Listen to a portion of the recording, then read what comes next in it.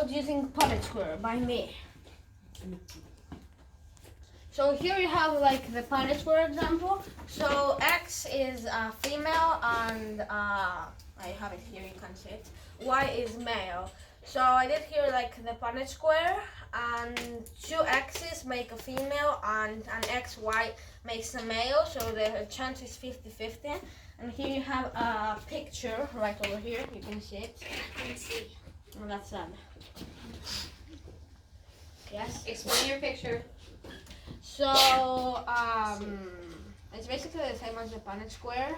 So X and Y, so here you have an X and here you have a Y, so this is an XY which is a male. Here you have another XY, here you have an X and an X which is a female. Okay, so what on the Punnett square, if you go back to that, look, here's another examiner. She's coming to see pass the exam.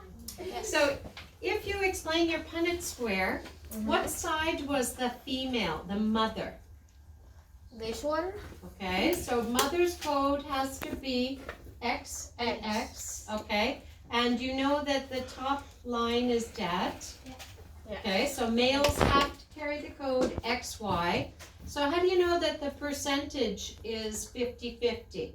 From looking at a Punnett square, can you tell that? Well, because these two are male and these two are female. And are there equal chances of both happening? Yes. Yes. Okay, I understand. Interesting. Okay, So what's this? So chromosomes. So inside our body cells there are 23 pairs of chromosomes. So one pair of chromosomes can be XX or XY. So here you have, so in this picture, like this person would be a male because it has an X chromosome and a Y chromosome.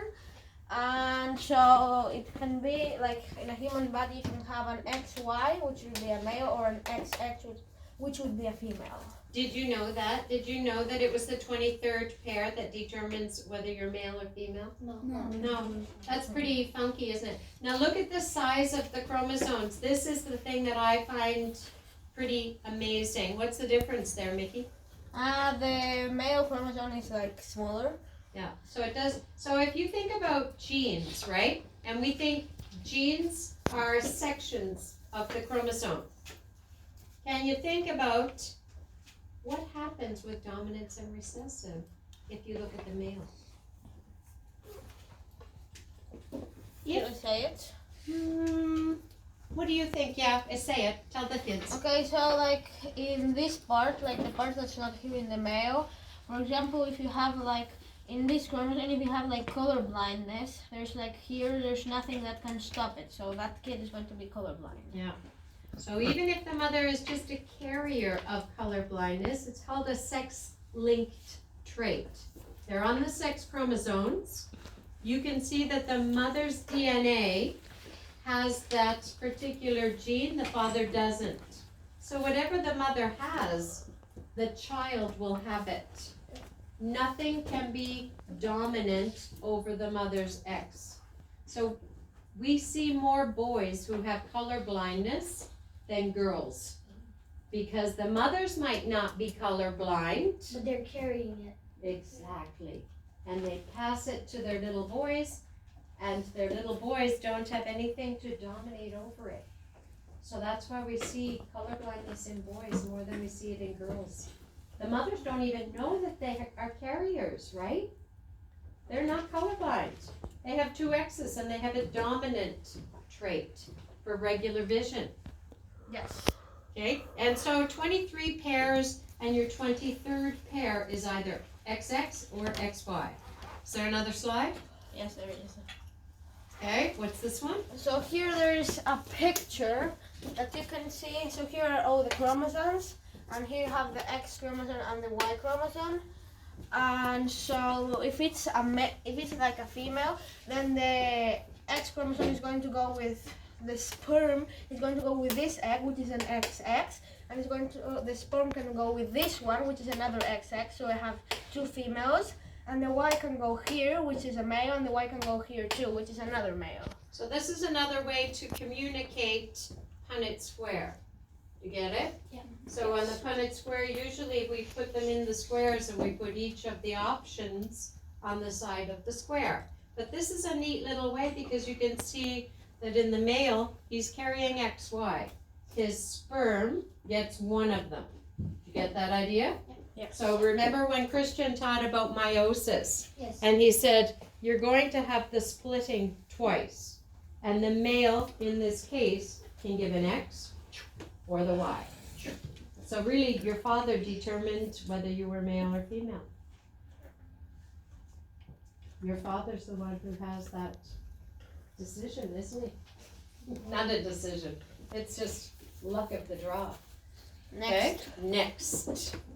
So now I'm going to talk about Klinefelter syndrome, which is kind of a mutation. So Klinefelter syndrome is a disorder that only happens in boys, and it's the result. The result is that instead of having a genotype of XY, the genotype is XXY, or maybe sometimes even XXXXY. So it's usually caused by the separation of the female or male sex cells. Okay, go back to the previous slide. Now, can you imagine if when the male is making sperm, okay, that the XY that he's carrying does not get separated in the second division? Do you remember when those spindle fibers come and pull them apart? Yes. The chromosomes? Okay, so if they don't pull apart, that's a disorder, and sometimes a sperm might carry the XY of the father and fertilize an egg, and then it will have X, X, and maybe XXY. The child is genetically a male. The child doesn't always know that the child has double X or triple X, okay? But the child grows, and at puberty, people usually notice the child looks different from other males. And it's a syndrome. It's not a disease. You're not passing it on like a cold, okay? It's a genetic disorder. Do you remember any of the appearances or what changed in these children? Remember? Yeah, they have like weaker bones. They have, they grow taller. Yes. Um, Do you remember were they muscular or thin? they're more muscular. I think they had less muscle, and they're taller and thinner. And most of the time you wouldn't even know somebody had that syndrome. And they might go through their entire lives and not know that they have that syndrome. It's not harmful. It's not good. Some disorders will cause people to pick up diseases more easily, affect their immune system, but this one people don't even know. And sometimes when they have tried to have children, sometimes then they see, oh, I have a genetic disorder. So then we have to look and say, okay, these genetic disorders, we can see them now, but way back before Watson and Crick, nobody knew what was happening, huh? So that's, also we have to reflect and say, now we have the knowledge of this type of science. Now do we take an action? Yes. Next. Okay. Thank you for watching.